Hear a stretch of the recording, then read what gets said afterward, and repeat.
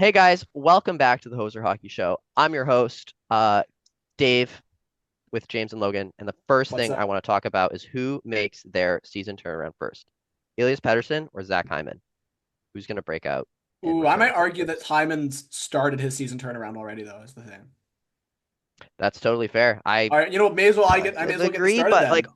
I may also as the well hit Oilers this did up. get shut out last night. They did. Hyman has already started scoring. Maybe I'm just I don't know. I think that Hyman's season turnaround is going to happen as soon as McDavid exits in as he's out for like till the end of the week or something because McDavid's slightly injured right now. And Like even two or though three weeks ago. they lost to New Jersey. New Jersey is a wagon. But recently, watching games, Edmonton has been playing a lot better. They've been substantially more cohesive. Their penalty kill is still garbage, but it hasn't been absolutely as horrendous as it normally is. They're going to learn how to play again, and then McDavid's going to come back and just be a spark to the lineup. Whereas Pettersson just looks like he's just dead on the ice. Dude, yeah, he looks out of it. He needs a mental just reset He almost. needs like a week off, and then he might be Yeah, back. like I Like think even if he's not injured. Hyman, like the reason his season started the way it is and stuff, like I think a lot of more of it's a little bit kind of outside of his control. And I think There's a he's good actually chance been he was playing injured in the pretty over the well off season. So individually. like you Yeah, you went to the cup but I think final and lost. You're probably injured. You come there's fewer back. things that have to change though with Hyman returning to form and becoming like a I don't know if he's gonna get 50 goals this year, but I think he should get at least 35, probably 40. Yeah. Um Pedersen, though, is like the thing he needs to change is he needs to actually start driving the play. I think that's the big thing as well, is Hyman on his line. Hyman is like he's proven he's a top line player in this league. Even though there's like all the doubters talking about like, oh, he's only carried by McDavid. Sure, who wouldn't be? But he's on the line. He's not the driver. He's the net front presence who just puts like out of his goals, I think it was like over 30, like mid 30s of his 50 goals last year were with like basically within a meter of the blue paint. I have a question And for you. Pettersson as well, though. Like Pettersson is paid and it should be relied upon and has the skills to be that driver on his own line, which is why it's a lot more like I have a lot less faith in Pettersson recovering soon than Hyman, because Hyman it could just be that his line picks up speed and he goes along with it, whereas Pettersson has to be the one to push his line to over the edge. James, do you think last season Huberdeau's um poor play combined with his absurdly high salary and the fact that Calgary, you know, gave up a lot to get him and he was expected to be a big thing? Do you think that kind of affected the locker room and kind of the integrity of the team a little bit when, guys are saying like, hey, this guy makes, 10 million, almost $11 million. He sucks. And he's ahead of the lineup than me. I'm trying my ass off here. I'm performing better than him. He gets paid so much. He can't play and he's further up in the lineup. Why I am I think trying so that hard? What is the point? Do you think that obviously that's an exaggeration, but do you think that mentality affected I the don't know if it's an Flames exaggeration. When Daryl last year? Sutter was here, it wasn't. Everyone was miserable. But last year, there were like the Flames in the second half of the season still weren't a playoff team. But there were two different types of teams, and Huberto is like one of the most noticeable changes between the two. Before New Year's last season, like no one was feeling it. Huberto could not get a point. He had like 10 points through his first 30 games or something like that. And you could see it, like there was so much frustration with him and like his everyone else when he'd come up, like if he'd be benched, come off the ice, no one else seemed to be happy about this. And I noticed as soon as he started to pick up his play, it was like he was good for the back half of the season. Like he wasn't the elite player that he's being paid for and has proven he is, but like he was actually producing at a point a game and he was effective when he played. And I don't know if it was attributed to this. A lot of other people on the team were playing well. Markstrom was really touchy in the first half of the season as well, and then played really well in the second half. Like his stats were skewed by his first 10 games because he only like had a 90, he was just over 900, but he was rocking like an 880 for the first 2 weeks and then picked it up.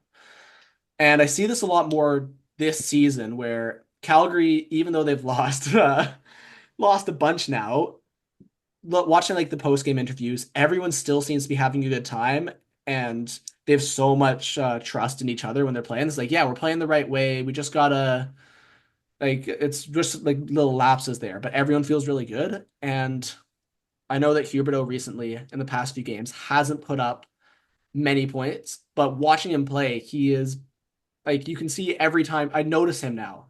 Last year I didn't notice him for most of the It's season. like And it's now like every it's like game he's a I different see him player. like he's doing stuff. He's It's being no, it's like effective. He's he's making stuff literally a happen. different player now. It's not like that the Yeah. skills were there and weren't gone, but he just with the way his mentality was, he wasn't able to, unlock it and release it.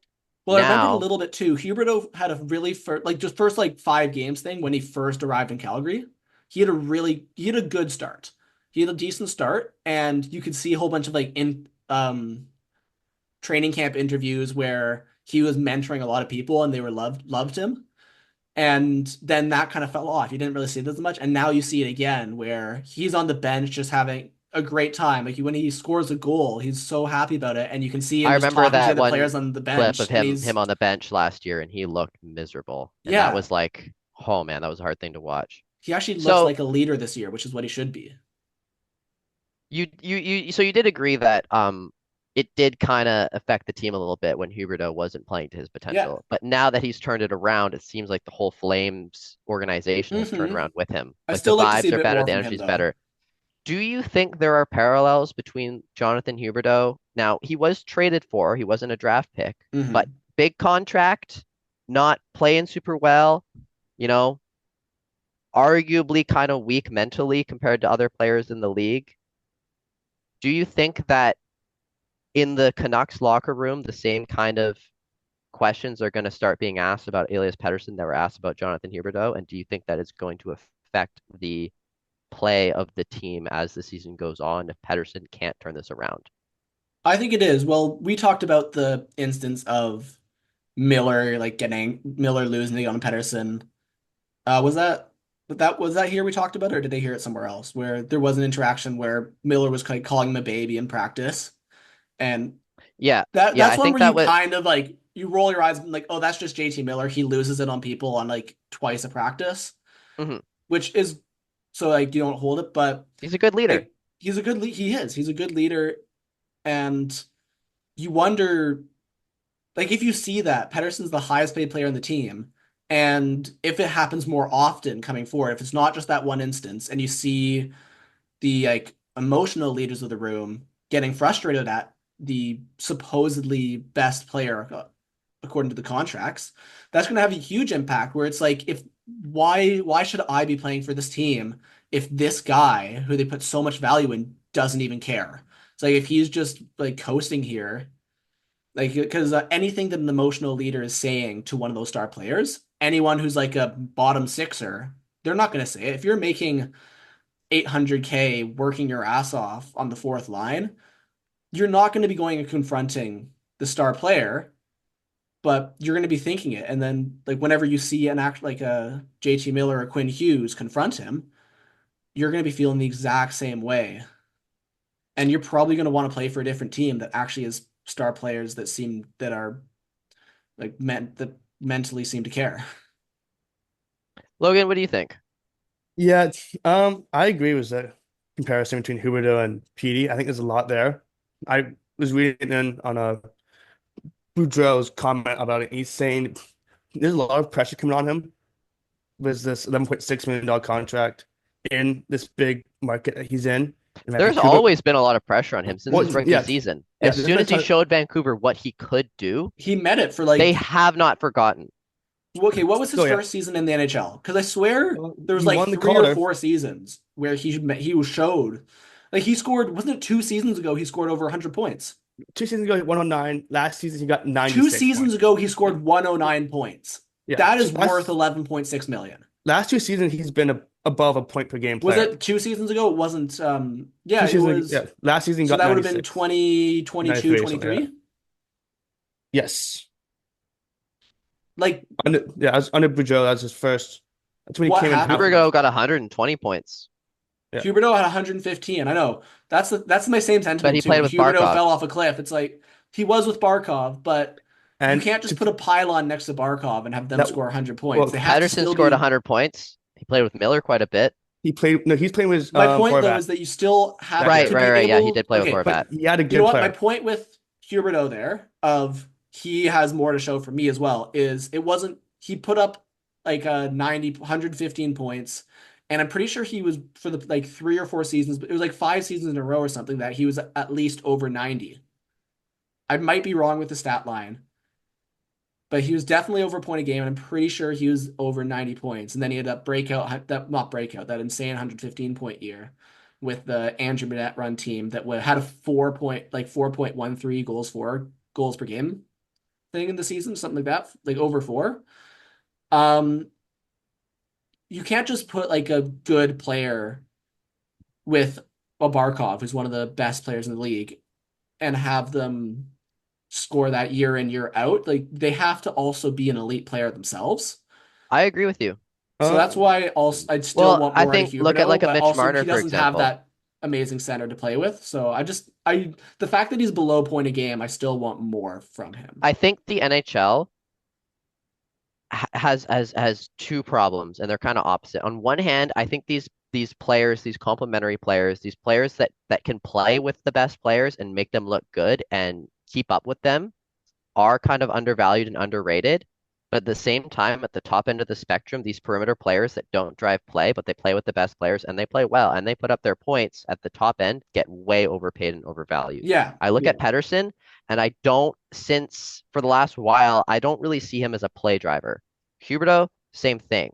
Barkov drove his line. Huberdeau was just always in the right spots, right place. He was on the same wavelength as Barkov, but when you don't have Barkov to drive the play, when you don't have his puck protection, his, you know, No. takeaways, I neutral also it's zone, worth defensive zone noting, play, it's harder to get the puck into the offensive zone on your stick where you can make that pass if you're Huberdeau, that perfect seam pass, and get that goal. And with Pettersson, it's a similar deal. And I think with Marner, this conversation's been the same in Toronto, where he is a perimeter player and he's elite and he's very good at what he does, but he can't drive play on his own. Like he can't no. just have a line with two average wingers and make them good. Connor McDavid can do that. If you give Connor McDavid two Yeah. average wingers, he'll make them look great. You go Leon back to Draisaitl, my the same season thing. when Sidney Austin Crosby's Matthews, wingers same thing. were we go back to Nylander, the season where Sidney Gensel arguable. was injured and Crosby's wingers were Zach Aston Reese and Dominic Simon, who are I like think the fourth Canucks have liner and out of the league. misevaluated Pettersson though as a he's closer to like a Huberdeau or like a Marner than he is like a Matthews or a Barkov Exactly. or a Draisaitl. He's not a play driving guy that can carry a line. He's a The guy that when weird you put him with the most elite players, the best players, he can keep Mhm. up with them and make them better. But if he doesn't have those guys, he's completely lost. He can't even just put on a hard forecheck and just work and dig the puck out and play a simple game. He just skates around on the ice, tries to get in a position for something to happen, but he doesn't make the thing happen. He's waiting Exactly. for something to happen without, creating the thing, if that makes any Yeah. sense. Oh yeah. So, as far as I'm concerned, like, yes, Pettersson, I think he will turn around. I think he will get better. But the damage has already been done as far as that contract goes, because they gave him a contract with the assumption that he would be a superstar and be able to drive a line and drive play. You have the Miller-Besser duo. Pettersson was supposed to be able to hold down a duo with, for example, DeBrusk. We tried him with Hoglander. You know, Podkolzin. There's dreams of what Pettersson could do with Podkolzin and all these things. And it is I think a lot of the blame Yeah. for the failures of, Pettersson as a center with whatever line mates have often put on the line mates, but the way I see it is this guy, he's either so good that he doesn't need the good players, or he's not a $12 million guy. Exactly. And that's what we've seen recently at least. Also, And like if to point out he's, with like Huberto as well, I've definitely seen it as since because he's played with some weaker centers here, like Sharon Govich doesn't drive the play the same amount, doesn't draw it, and when he was with Lindholm was terrible last year. But looking at like when we had Johnny Gaudreau before, who also in the same season put up 115 points. mhm. Gaudreau would like dance around the offensive zone with a puck on a string. No one could take it from him, and he just was so fast and so creative. And Huberto just doesn't have that ability to hold on to the puck indefinitely and like then find and then like make the perfect play to get a goal. Yeah, like a player who's great at just keeping the puck He on his needs like stick a and kind of center who can putting in draw a the space is attention like and be Eichel. more he needs to have a rush line, I think, which he doesn't. I think right Logan. now he's on a Hmm? line that's a bit more. It works. He's on like a Mhm. kind of crash and run line with Pospisil Mantha, which I've loved, and they haven't put Yeah. up like he's. I think he's still point a game, Huberdeau. I think I don't know. He might have slipped. He's not. He slipped. He's like just under now. 75%, 8 points in 12 Oh, games. They play the yeah, that's Habs not great. tonight. But the line's He'll been be really back. effective, He'll and be back up in the point per game column. I guarantee yeah, it. they need to figure it out with getting Yeah, him on a rush line that can score off the rush because that's where he for sure. destroys teams. And that's just like figuring out the systems in Calgary. Whereas like Pettersson, it's like Yeah, there's so Logan, much more to figure out. you're Rick Tocchet. What are you doing with your lineup? How are you trying to jumpstart this guy? Are you putting him I in on the would. top line to try and get his scoring going? Are Who you do you put giving him second his line own? Are center? you putting him in the So, doghouse to try and motivate him? What are you doing? so here's what I read from Bruce Boudreau, and that's when Petey had his best year. It was under Boudreau, and he said, give him to Miller for a couple games, Miller and Besser, and get him going, get him back into that system of scoring goals, shooting the puck, getting his confidence up, and then put him back on that second line. I think that's what they need to do. Like he just needs to, like Okay, what if you he's put him on coming the in. top line though when he gets exposed Okay, but how's he and been still doing on the power sucks? play? He Has was Pettersson not been playing with them on the power play? well again. Power play is only 2 minutes. Even It's then, 2 minutes, but 2 minutes is not a ton of time to okay, get how many power that. plays about per game?